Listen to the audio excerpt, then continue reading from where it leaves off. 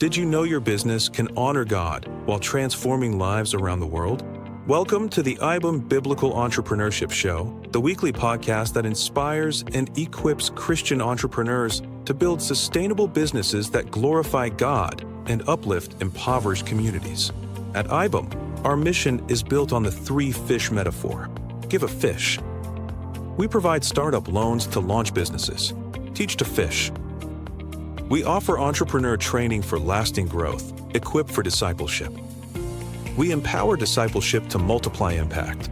Join IBM's founder Steve Adams as he shares powerful solo episodes and expert interviews filled with mentorship insights and real-life stories of how biblical entrepreneurship is advancing the Great Commission. Subscribe now and get ready to be inspired, equipped, and empowered to make an eternal impact.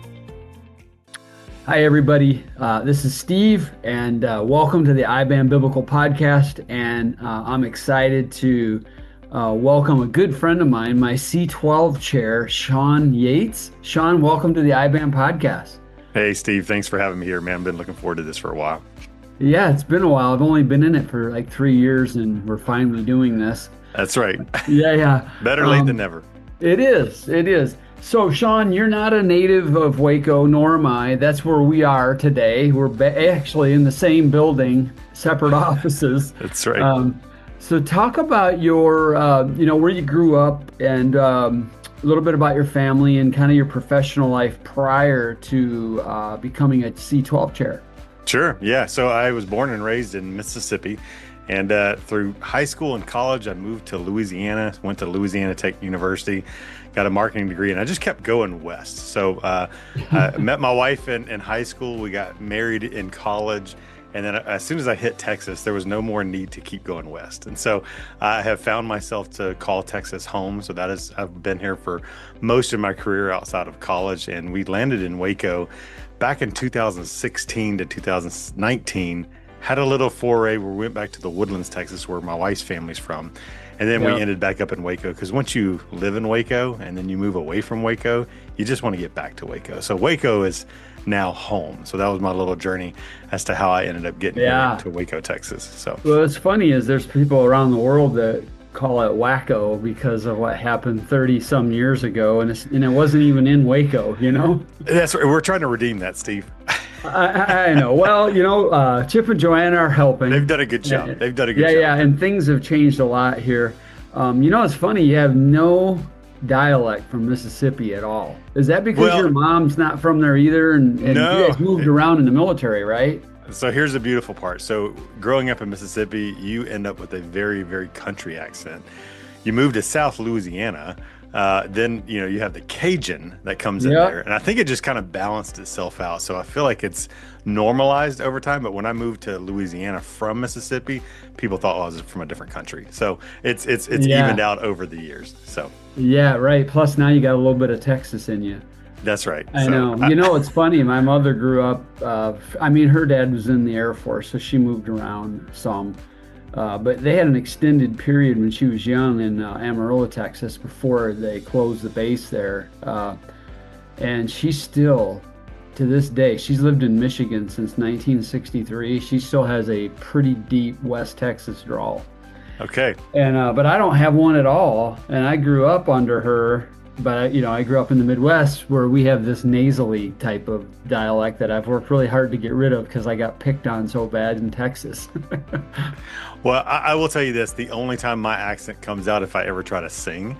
And so it comes out when that happens, but I don't let anybody ever experience that. So so we're good. We're good. You won't do that on the podcast either, No, right? No. It's for special occasions around a campfire. Yeah.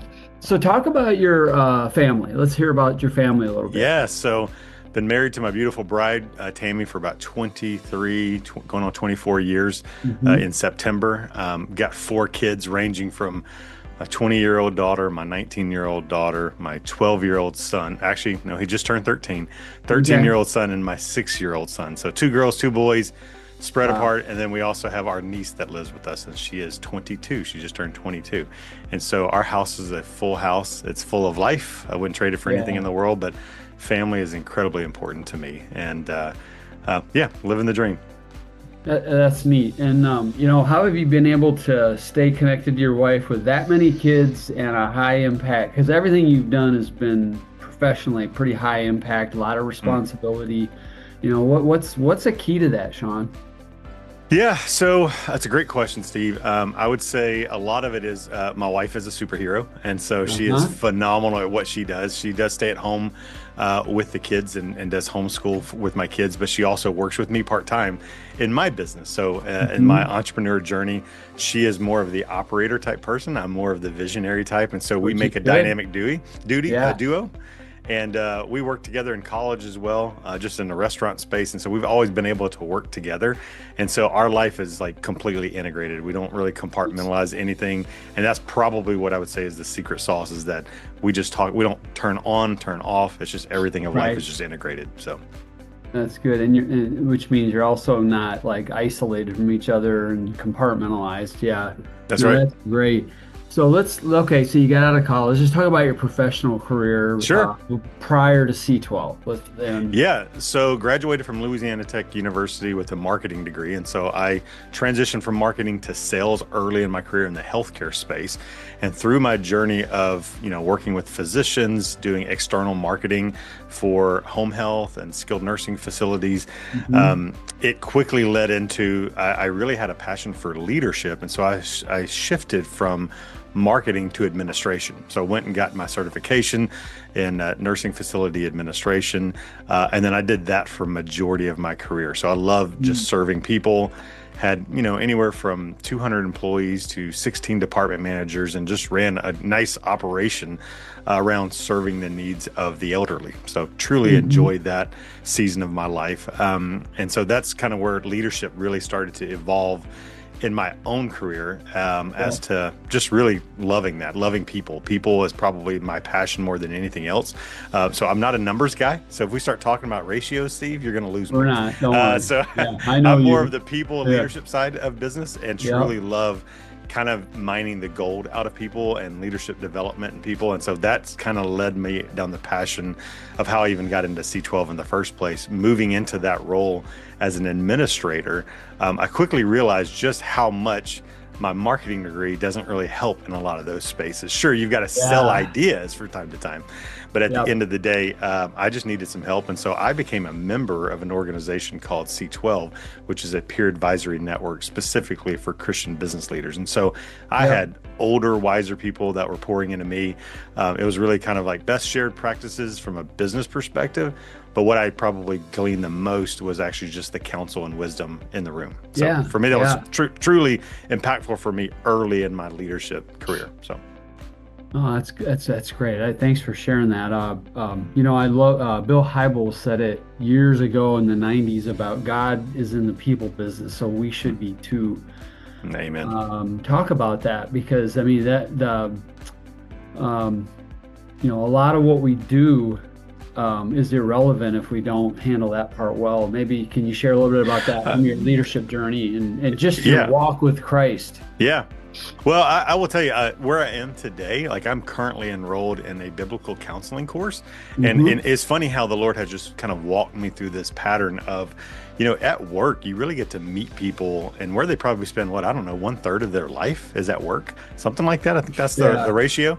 It's and the idea is they don't compartmentalize their life. They bring their full self to work. And for us to even ask people to kind of compartmentalize that, it's almost kind of a foolish endeavor in the first place. And so I love just kind of meeting people where they are, and work was a great place to see even how things in their personal life shows up at work, in a sense of when they get stuck on a task, and you really get to ask them questions as to what's going on, what are you thinking about? And I never realized it, but there is some counseling to some of that when you lead in a servant leadership way. And so for me, instead of just focusing so much on the task versus focusing on the people that are doing the task, it leads to wonderful opportunities for conversations. And I've watched some people do amazing growth, not only in their professional lives, but also their spiritual lives through the effort of doing work. So. Yeah. And so historically, before C12, what did it look like for you to integrate your faith in your work? We can talk about the theology of it. We can talk about just practically what it looked like. Yeah, And no, I know you're like a deep thinker, so I'm giving you the big wide open door to okay. go. Well, I would say this. We use a term a lot in C12. I don't think it's unique to C12, but this concept of business as a ministry, and it's this Yeah. idea of using your business as a platform to advance the gospel in the workplace. And what I originally looked at when I was how do I do this in my space, particularly in a heavily regulated space? How do you do that? And so my brain naturally went to, what are the to-do items with that? I probably should pray before my meetings. I probably should lead a Bible study. All these things that are all good things, but I kind of even bifurcated those things as to, here's the task associated with that, but then here's what I need to do with my particular work. And that shifted over time where it's actually, just doing your work with excellence is part of bringing the gospel to the marketplace. And so it wasn't just those things. It was fully comprehensive as to how does looking through the lens of the gospel shape everything I do, not just these things that have been baptized with Christian language, if that makes sense, like a Bible study or a prayer group or whatever it may be. We did those things. But at the end of the day, it's like, those are just a piece of it. That's not the full picture of it. So it changed over time. Originally, it was I say this often, I'm a recovering Baptist. It was a functional approach. Yeah. It was a very functional approach, right? And it's become more comprehensive as to, like, how am I just loving this person that's in front of me today? Not just what's this thing I'm doing for them. It's how that's right. It's more with God. And so that has changed over time. And I'm still uncovering all that, even as a C12 chair. What does that look like, right? Yeah. Yeah, no, I agree. Last summer in my church, they asked me to share the message that on a particular Sunday and then talk a little bit about IBAM, which I did. And I got this information from Jordan Rayner, one of his books. He's one of the best communicators on this idea of work and faith. And what I really, and I just did a 2-part podcast series on it that's going to come out right before your interview comes out. And what I loved about it, it's from Genesis 1. He talks about the first commission and the great commission. And we, especially, you and I came from similar backgrounds, church history-wise and theologically, I think. And I hesitate to say the word overweights, but it puts an extreme emphasis on the Great Commission to the complete detriment and forgetting of the First Commission. And the First Commission was work. And that was not canceled out with the fall. It was harder. It's harder, but it wasn't canceled out. And some of the statistics I found was that, we only have about 7 or 10% of our time actually truly discretionary. The rest of it is sleeping, eating, cleaning ourselves, commuting, and working. And 98% of the time at work, we're just doing tasks. We're not sharing the gospel. And but one of the problems he in Jordan's book, he calls it the instrumental value of work. That's what we all think about. I go to work to make money so I can give money to the church so we can help missionaries, and I might be able to share the gospel at work. I'm not saying that's bad at all. It's a great thing. But the reality is that I have seen that. I interviewed a guy who's in his 70s who built a $1 billion company on the foundation of the gospel and ran it with excellence. And he was beating himself up on this interview for not doing enough.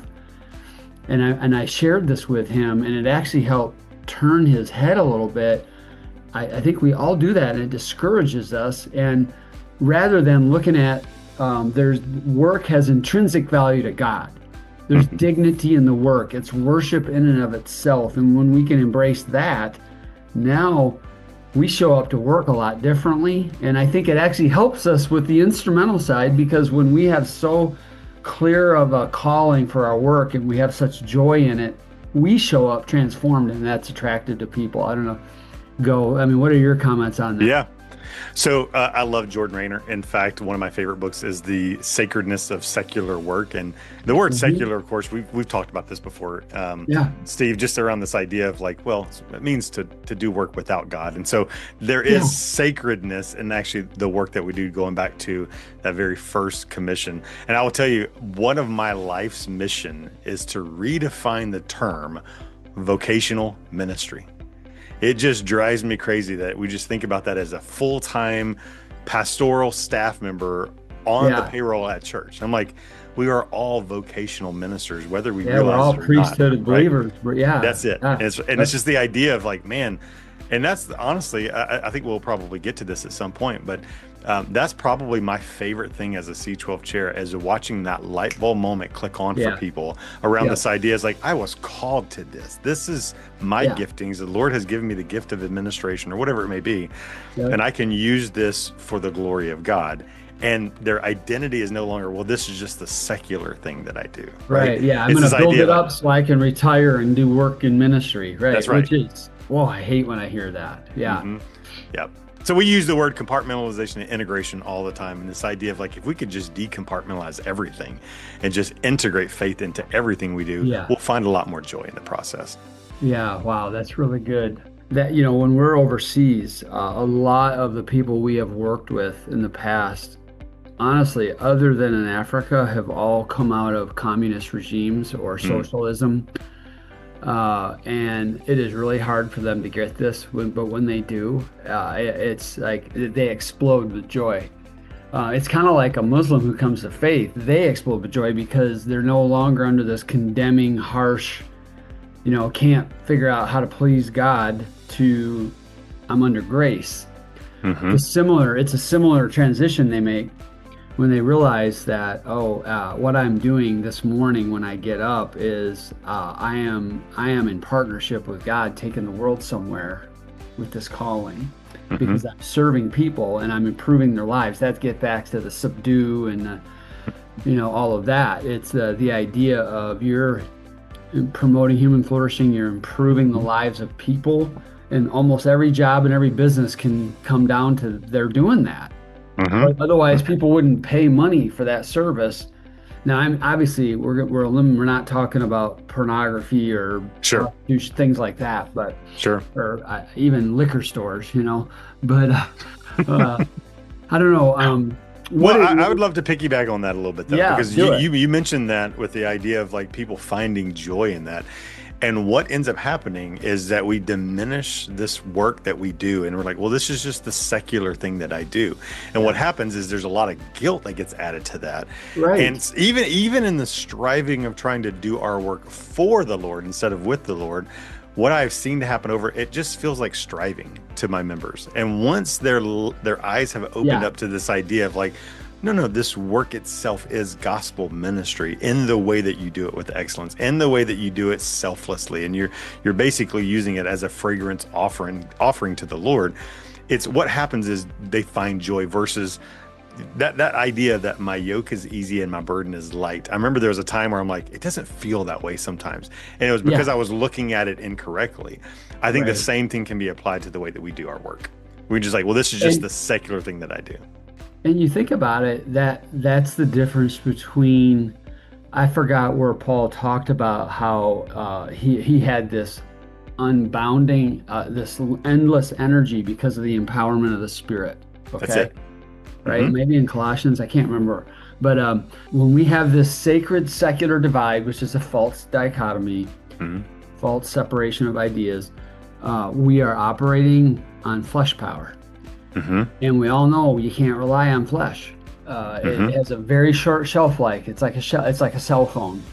And when we're empowered by the Spirit, it's like fusion power. It's never ending. That's what you're talking about there. And it's so silly to think that we could do anything secular, because if you are a follower of Jesus and you have heard the gospel and responded to it, you are indwelt by the creator of everything inside you. He's in you right now. You can't separate then. So everything you do literally is sacred. That's right. That's right. And we're co-laborers with the Lord, right? In a sense that we are made in his image. And so we could apply that framework to any area of life, not just work, but just the way that you steward all of life. And it's that, once again, I don't know if it's the American West, I have no idea, but this idea of categorizing things, compartmentalizing things versus like, if we would just walk in the Spirit in all areas of life, we would find a lot more joy.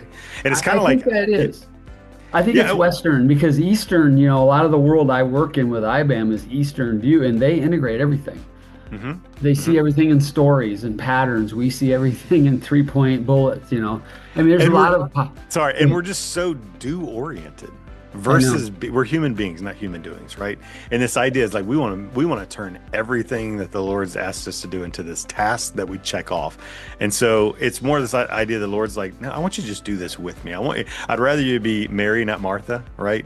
Just sit at my feet versus, well, Lord, I've got this to-do list of all the stuff I'm going to do for you. And he's like, you might be missing the point of, I want you to do it with me in this, right? I'm already working. Yeah. Just come join the work I'm already doing. Yeah. I got a couple of things. Have you read Sky Jahani's book called With? No, I haven't. Yeah, SKYE, and then it's like JATHANI, I think. Sky, okay. It's like Jahani. He wrote a book. The title of it is called With. Okay, and I need to check that out. And he has these 4, what does he call them? Postures. And one, with a lot of, I haven't read it in 2 years, so it's really foggy right now. But the core idea of the book is the posture we should have is that we're doing things with God, not for Him. We're not operating under God, for God. We're not trying to negotiate with God. If I do this, then you'll bless me, kind of thing. Right. And it's powerful, and it really ties in with John Mark Comer's books. That he really talks about this idea of being with Him. And I think I shared with you a story from years ago. I was at a conference in 1999 with a couple young guys I was mentoring. I brought them to Andy Stanley's church when it first started, his big church that he has now in North Point. And Howard Hendricks, who was a very famous professor from Dallas, was there in his 80s. And he told the story and Bruce Wilkinson was there from Walk Through the Bible. And Bruce Wilkinson, he's an amazing guy. He created that whole Walk Through the Bible ministry. I don't know if you remember it in the 80s and 90s. They were going all over the country. And he was telling Howard, his mentor, how exhausted he was. And he said, Bruce, the problem is you got to stop doing for God and start being with God. That's all he said. And John Maxwell used to joke that when Howard Hendricks talks, he said, I wrote everything he said, and he could say, read your Bible, and I'd go, oh, and I'd write, read your Bible, because this guy was so rich with his few words. And that's all he said to Bruce, and he said it changed his life when he learned to be with God.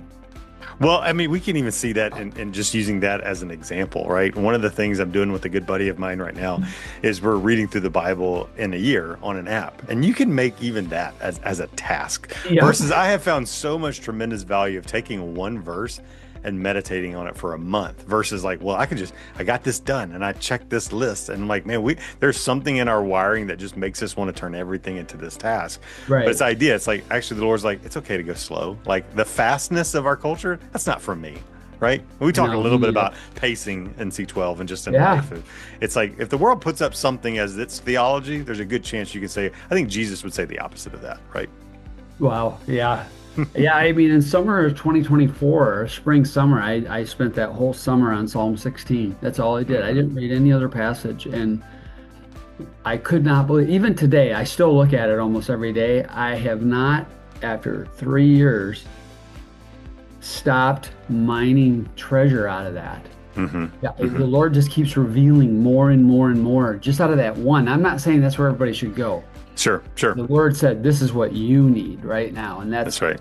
That's what I did. Thank you for listening to the International Business as Mission podcast, a space where we explore how to build businesses rooted in biblical principles that create global impact. But we're not just here to talk. We're taking action to spread entrepreneurship to poverty-stricken communities around the world.